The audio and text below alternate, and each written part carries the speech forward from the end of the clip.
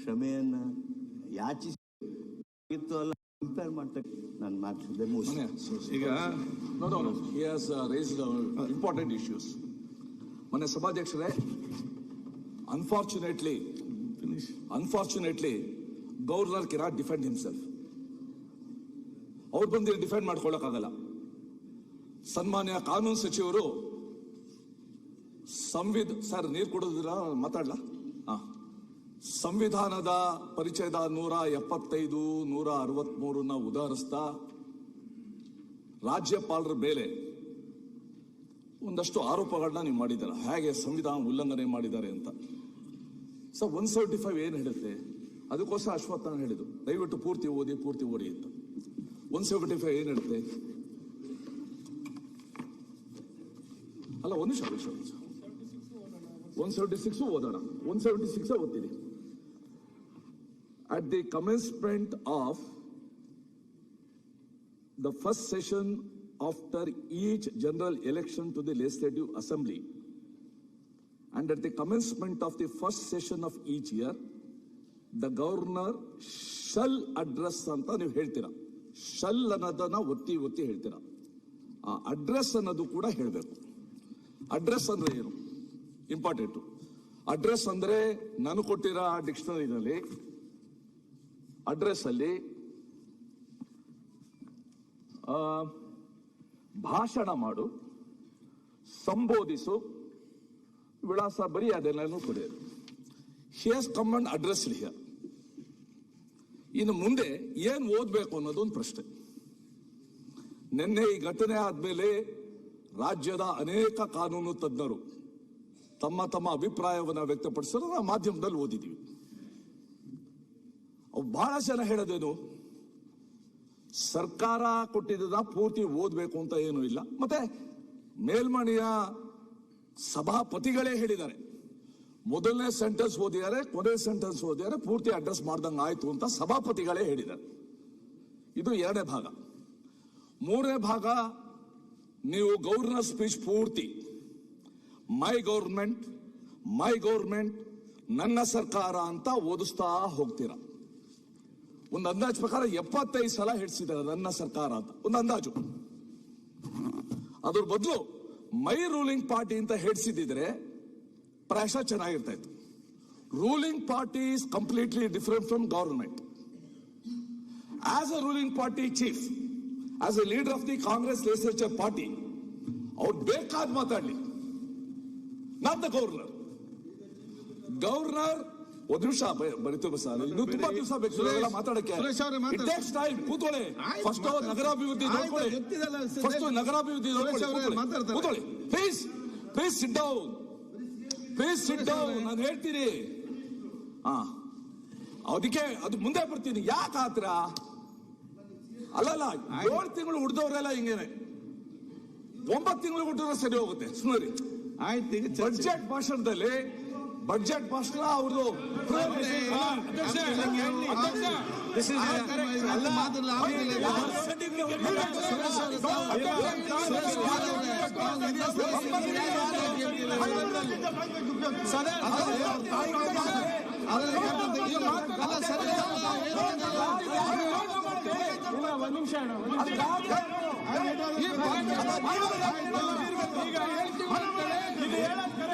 ಕರೆದ ತೆಗೆಯೋದು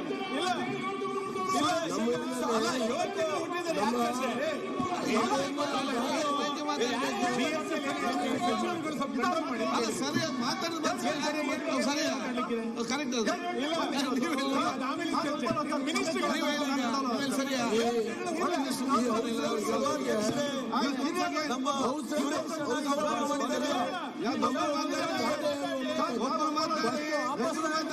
ಇಲ್ಲ ಅಧ್ಯಕ್ಷರೇ, ಯಾರು 7 ತಿಂಗಳು ಹುಟ್ಟಿಲ್ಲ, ಇಲ್ಲ 9 ತಿಂಗಳು ಹುಟ್ಟಿರ. ಆಯ್ತು ಬಿಡಿ. ಇವರ ಸೀನಿಯರ್ ಮೆಂಬರ್ ಆ ರೀತಿ ಹೇಳಿ ಸರಿಯಲ್ಲ. ನಾನು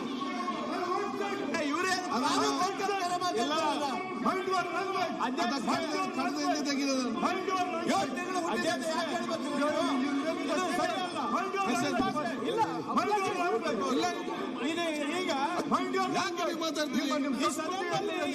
ಆಯ್ತು, ನೀವು ಬರ್ತೀರಿ. ಆಯ್ತು, ಈಗ ಒಂದ್ಸರಿ ಯಾರು ಒಬ್ರು ಮಾತಾಡಿ. ಒಬ್ರು ಮಾತಾಡಿ ಸುರೇಶ್ ಅವರೇ. ಇಲ್ಲ ಆಯ್ತು, ನೀವು ಮಾತಾಡಿ. ಯಾರು ಒಬ್ರು ಮಾತಾಡಿ. ಇಲ್ಲ ಯಾರು ಇಲ್ಲ, ಒಂದ್ ನಿಮಿಷ ಸರ್. ಒಬ್ರು ಮಾತಾಡಿ. ಇಲ್ಲ ಯಾರ್ದು ಒಬ್ರು ಮಾತಾಡಿ. ಇವ್ರೆ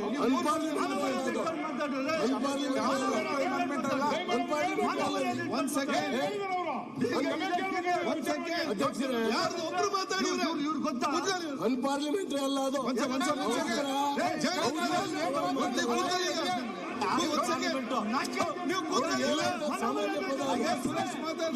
ಡಿಫೆಂಡ್ ಮಾಡ್ತಾ ಇದ್ದಾರೆ. ಆಯ್ತು ಸುರೇಶ್, ಸುರೇಶ್ಗೆ ಮಾತಾಡಲಿಕ್ಕೆ ಅವಕಾಶ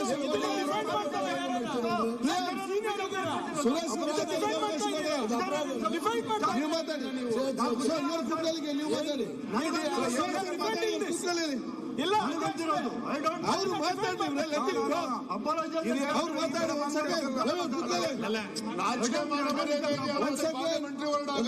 ಅವ್ರು ಮಾತಾಡ್ಲಿವ್ರೆ, ನೀವ್ಯಾಕೆ ನಿಂತೀರಿ? ಒಂದ್ ಸೆಕೆಂಡ್ ಸುರೇಶ್, ಆಯ್ತು, ಈಗ ಮಾತಾಡಿ. ನಾನೇನ್ ಹೇಳ್ತೆ ಸರ್, ಖರೆ ಈ ಶಬ್ದದಲ್ಲಿ ಬರೋದು ಸರಿಯಲ್ಲ. ಒಂದ್ ಸೆಕೆಂಡ್ ಏನ್ ಹೇಳ್ತಾ ಏನು ಸರ್? ಅಲ್ಲಾಗಾಯ್ತು. ಈಗ ಈಗ ನೀವು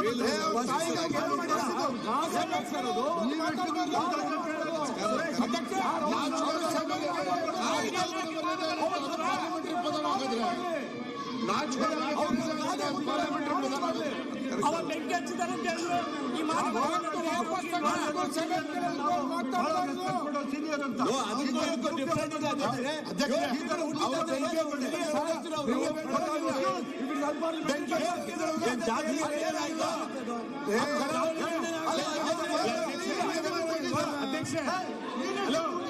ನೀವು ಹೆಲ್ತ್ ಮಿನಿಸ್ಟರ್ ಆಗಿದ್ದಾರೋ 7 ತಿಂಗಳಲ್ಲಿ ಯಾರು ಹುಟ್ಟದೇ ಇಲ್ವಾ?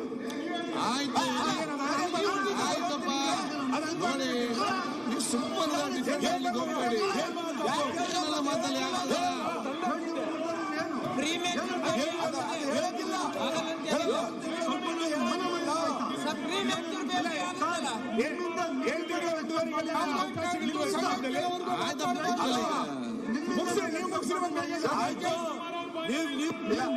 ಸಭಾಧ್ಯಕ್ಷರೇ, ಅವ್ರ ನಾನು 7 ತಿಂಗಳು 9 ತಿಂಗಳು ವಾಪಸ್ ತಗೊಂಡು ಅವ್ರು ಒಂದ್ ಸೆಕೆಂಡ್ ಕ್ಷಮೆ ಎಲ್ಲ ಆಯ್ತು,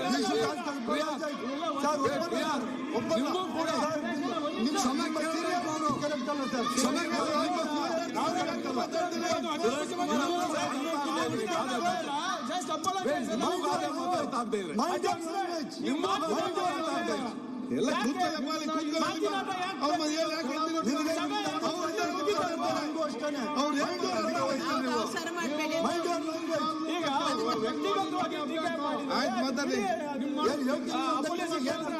ವಾಟ್ ಇಸ್ ದ ಡೆಫಿನಿಷನ್? ಇಲ್ಲ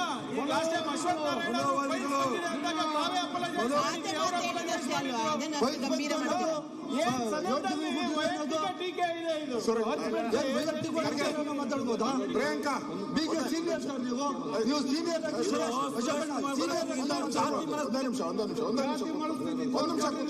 ಇಲ್ಲ, ಯಾವುದೇ ಕಾರಣಕ್ಕೂ ಅವರು ಮಾತಾಡಬಾರ್ದು.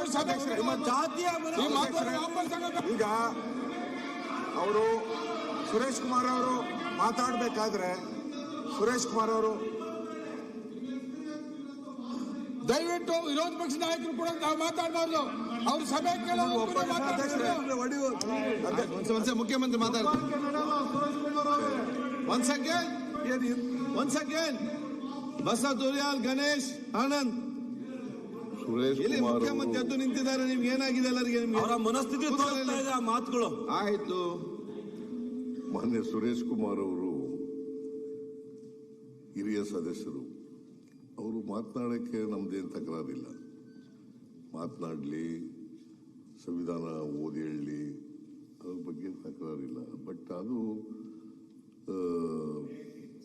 ಬೈತಿ ಸುರೇಶ್ ಅವರಿಗೆ ಹೇಳಿದಂಥ ಮಾತುಗಳಿದೆಯಲ್ಲ, ನೀವು 9 ತಿಂಗಳು ಹುಟ್ಟಿದ್ದೀರಿ, 7 ತಿಂಗಳಿಗೆ ಹುಟ್ಟಿದ್ದೀರಿ, ಅದು